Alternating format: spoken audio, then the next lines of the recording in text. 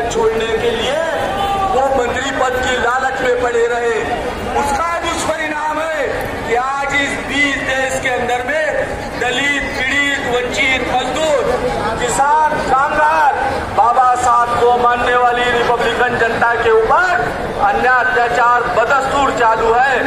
इसलिए नागपुर शहर में तमाम सामाजिक, राजनीतिक, धार्मिक तमाम संगठनों के लोगों ने मिलकर अन्याय अत्याचार विरोधी कृति समिति का गठन 4 दिन पहले किया। को सबल बनाने के लिए अथक मेहनत की, जिसका परिणाम है कि बड़ी संख्या में आज बाबा साहब के लोग इस सरकार के कानों तक हमारी अपनी आवाज, हमारा अपना दुख, हमारी अपनी भावना पहुंचाने के लिए पहुंचे हुए हैं। इस मोर्चे की विशेषता ये है कि हम लोग चाहते हैं, पुलिस विभाग को भी हम लोगों ने कहा है कि आज का हमारा जो मोर्चा है, इस मोर्चे का जो निवेदन है वो निवेदन हम सिर्फ और से हम पूरा आश्वासन लेकर वापस नहीं जाएंगे। पुलिस विभाग के तमाम आला अधिकारियों से नम्र निवेदन है कि वे हमारे शिष्टमंडल को गृह मंत्री से मुलाकात करवाकर हमारी भावनाओं से उनको अवगत कराए। आप लोगों से निवेदन है कि जैसा साथ अभी तक आप लोगों ने दिया, ऐसा भी कुछ देर तक आप लोग साथ दीजिएगा। इतनी बात कहते हुए अपनी बात समाप्त करता हूँ। जय जय जय जय जय वीर, जय वीर, जय जय जय जय वीर।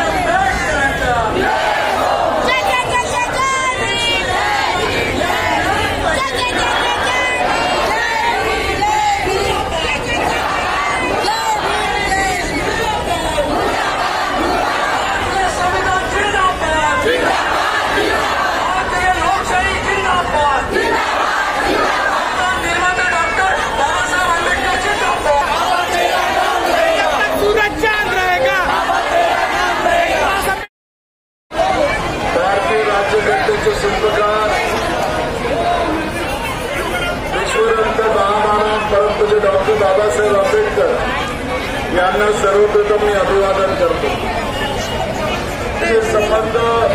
संबंधित आयोजक, या ठिकाणी उपस्थित आंबेडकरी चळवळीतील सर्व बंधू भगिनी आणि मित्रांना माझा क्रांतिकारी जय भीम।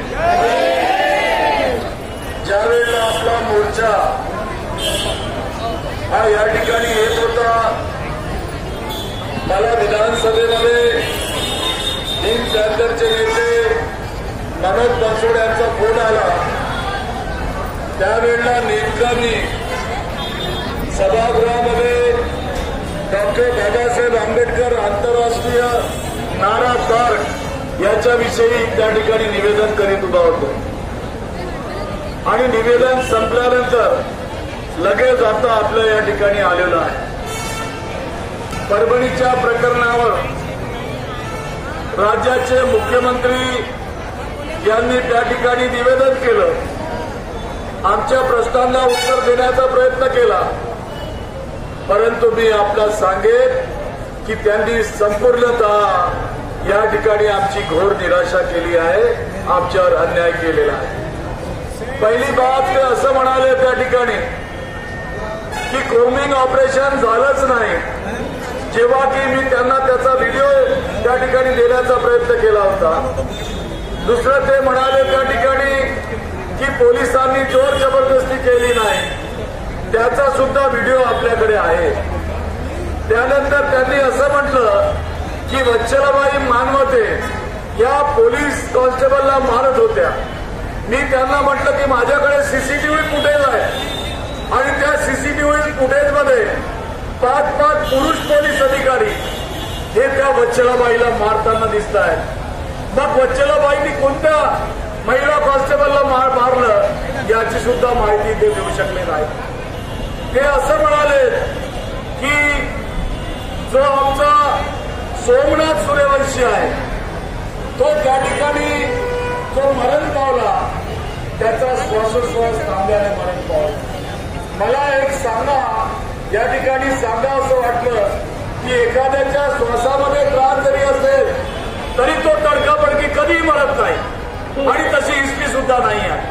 जेव्हा पोलिसांनी पोस्टमॉर्टम केलं त्या पेनचं, त्यामध्ये सांगण्यात आलं की मल्टिपल इंजुरीज आहेत आणि मल्टिपल इंजुरीजमुळं तो या ठिकाणी मरण पावला, तर ती बाब सुद्धा लपवण्याचं काम राज्याच्या मुख्यमंत्र्यांनी आज या ठिकाणी केलंय. त्याचा निषेध आम्ही त्या ठिकाणी केला. मुख्यमंत्री मुर्दाबाद, मुख्यमंत्री मुर्दाबाद, मुख्यमंत्री मुर्दाबाद.